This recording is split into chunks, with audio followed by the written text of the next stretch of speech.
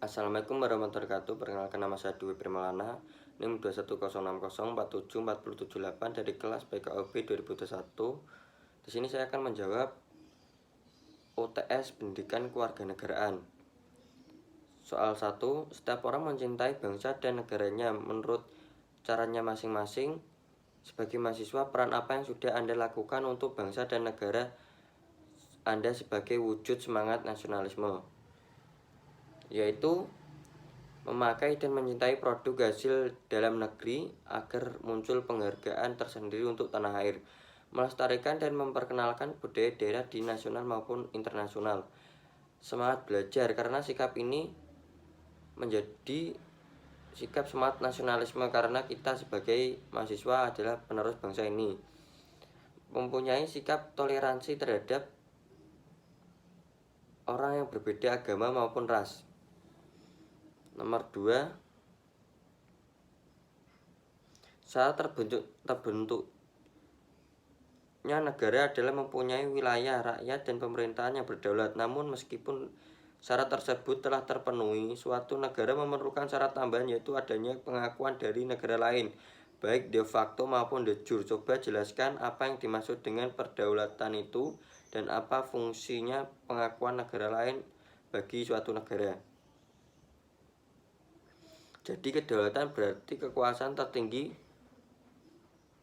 suatu negara atau kekuasaan yang tidak terletak di bawah kekuasaan negara lain.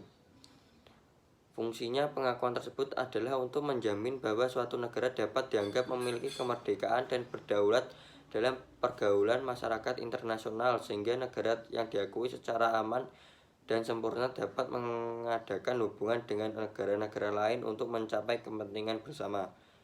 Pengakuan dari negara lain menjadi syarat penting berdirinya negara baru, karena unsur ini dapat menjelaskan keberadaan suatu negara. Suatu negara baru harus menerangkan keberadaannya agar dikenali oleh negara lain.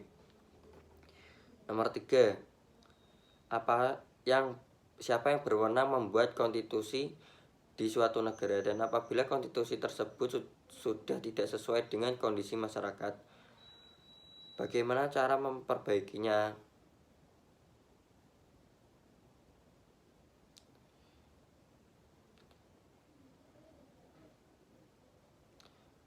Yang berwenang membuat konstitusi yaitu DPR dan pihak yang berwenang.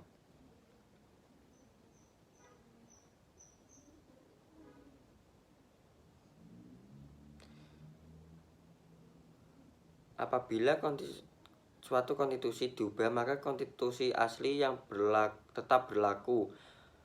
Perubahan terhadap konstitusi tersebut merupakan amandemen dari konstitusi yang asli.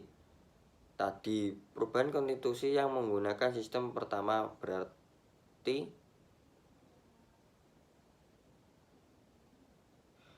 terjadinya pergantian suatu konstitusi atau undang-undang dasar yang lama dengan adanya konstitusi undang-undang dasar yang baru. Perubahan konstitusi menggunakan sistem kedua yang berarti dilakukan amandemen dari konstitusi atau undang-undang dasar juga pernah dialami Indonesia, yaitu perubahan amandemen terhadap undang-undang dasar 1945, yaitu amandemen undang-undang 1945 yang pertama tahun 1999, yang kedua tahun 2000, yang ketiga tahun 2001, yang keempat tahun 2002.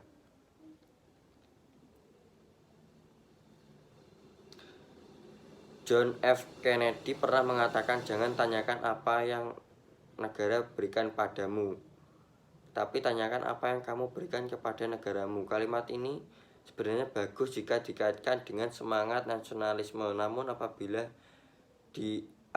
berhubungan dengan hak dan kewajiban, tentu akan aneh apabila warga negara hanya memberikan kewajiban tanpa menuntut haknya.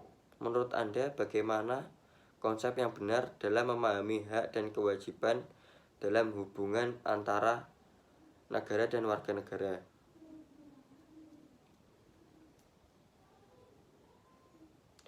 Hak dan kewajiban saling berkaitan satu sama lain, keduanya tidak dapat dipisahkan dalam hal apapun. Hak adalah sesuatu yang harus didapatkan diberikan oleh setiap orang yang telah ada sejak lahir, bahkan sebelum lahir. Sementara kewajiban adalah suatu yang wajib dilaksanakan seseorang.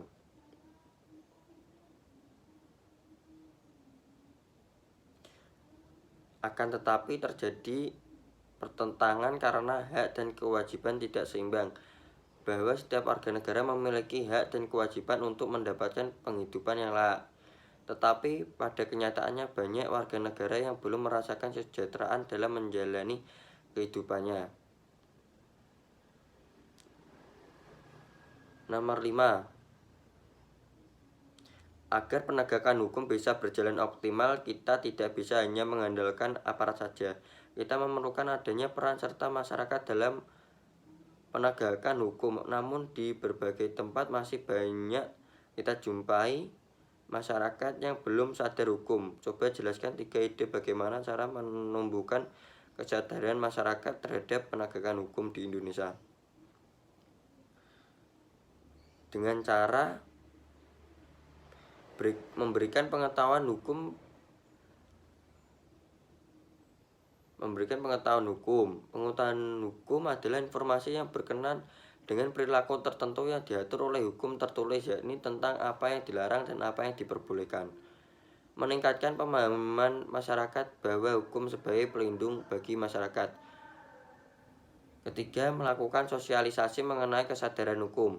Kesadaran hukum merupakan sebuah hal yang penting dalam kehidupan setiap manusia atau golongan di dalam masyarakat. Sekian dari saya. Terima kasih. Assalamualaikum warahmatullahi wabarakatuh.